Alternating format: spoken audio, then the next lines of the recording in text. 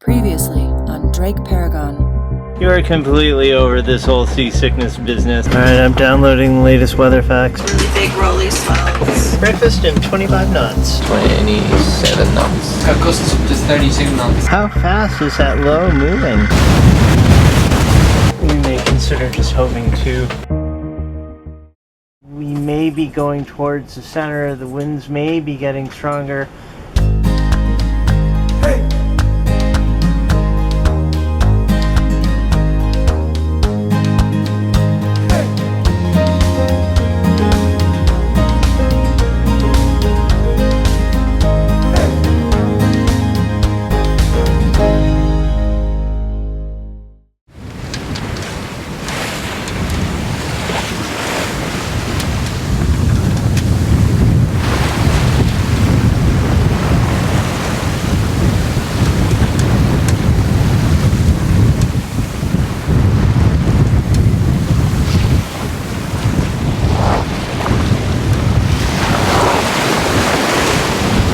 I'm so happy that you're feeling better. Okay.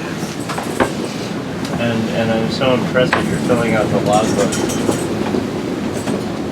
The only one that filled it out today. That's because you're totally awesome. You rock, man.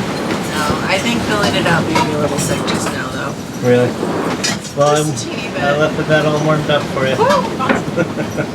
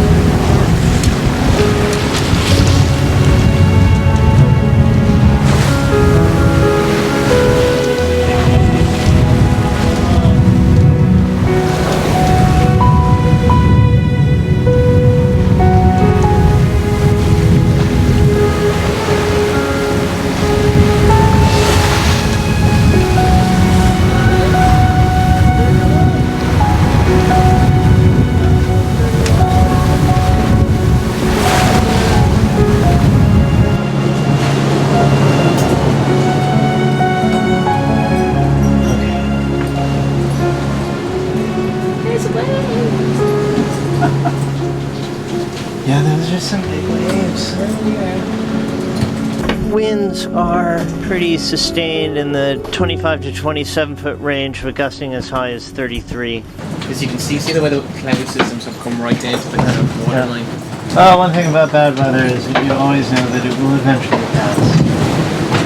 And this isn't bad. That's very true. I'm just so glad we have these winds from behind, man.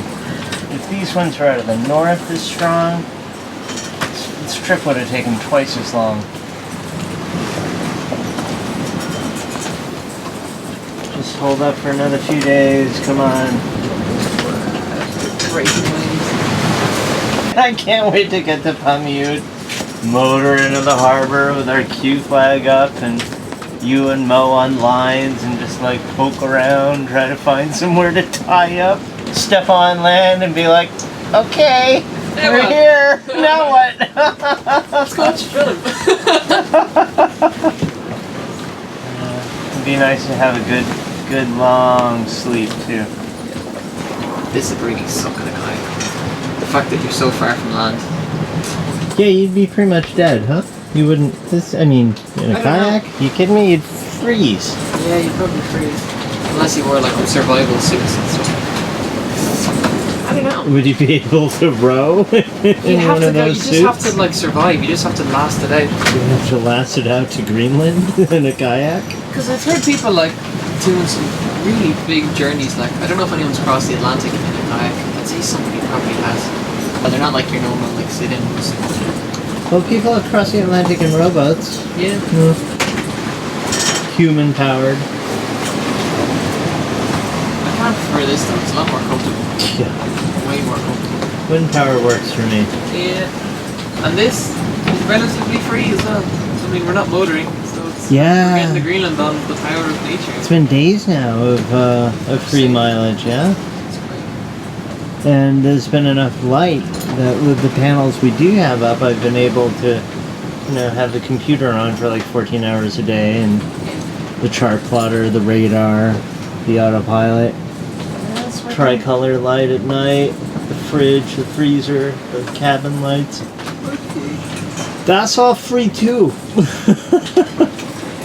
When you think of it, like how much you have to pay just to get yourself into Greenland, let alone to stay somewhere, set you back a little bit.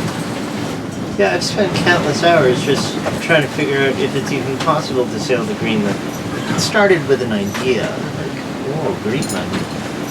Wonder what that's like. Yeah. And then, reading books and reading accounts of people who've done it, and researching things on the internet, slowly discovering that it is feasible, that people have done it, that there is information out there, and absorbing it all. Still being scared, like, fuck, icebergs, really? Cold, really? Pack ice? What's that?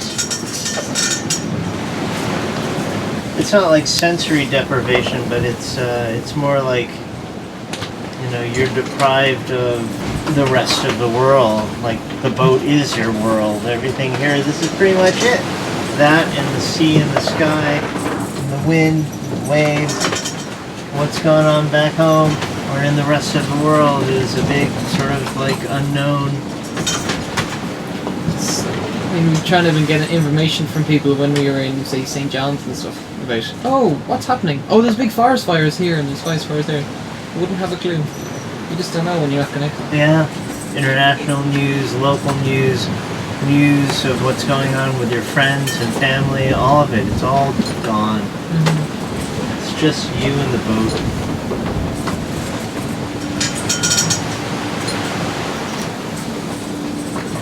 It'd be kind of nice for a little while. Mm-hmm. It's good to take like a step out of everything. God, I never even really thought about it, but for me it's like a big break from the internet, mm-hmm. From Facebook and Google and stocks and news and blogs and instant access to any information. It's all gone. Yeah, it's nice being disconnected from the internet for a while. Mm-hmm. It's not even like a gust. It's like a gentle sustained gust. Like it will go up. It's not like whoop, and then it backs off immediately. Like it goes up to 33, then 31, 33, 30, 32, and then it kind of goes back down. So like 10 seconds of that, yeah. Winds are out of southwest. We've got it on a broad reach port tack. There's our apparent wind direction right there. And what we're considering is tacking and then going downwind on a broad reach starboard tack. We looked at the weather facts and saw this big low pressure system that was headed this way. The winds around the low are going counterclockwise and they are stronger towards the center. The winds seem to be steadily increasing. We're seeing new highs of 33 knots. We may be going towards the center. The winds may be getting stronger if we jibe or tack and get on to the other tack going downwind. I think our new direction would be going this way. Maybe even more like that. I'm not 100% sure. Here's southern tip of Greenland, and they say that anything within a 120-mile radius you need to stay out of because the weather just gets really insane. So basically, we don't want to get any closer to the southern tip than that.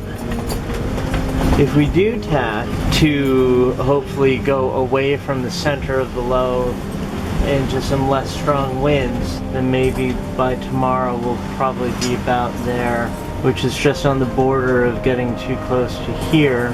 I could be wrong on this, but I thought they said it could be even as much as 200 miles off the tip of Greenland. Yeah, the southern tip. I read 120. So, Tack, and we go this way, and then we hopefully have good winds to tack again and go that way. With this course, we'll be here by tomorrow at this time. That's so exciting.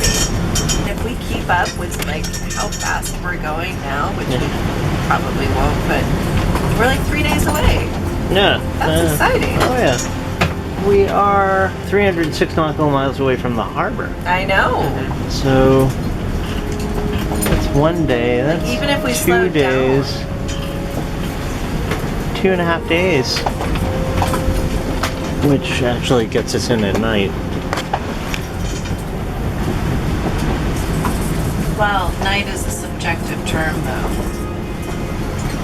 It will get us in that possible 3-hour period where it's dark. Like it's only about 3 hours of darkness. And even then, we're going to be higher north as well, which means it's going to be brighter again. Yeah.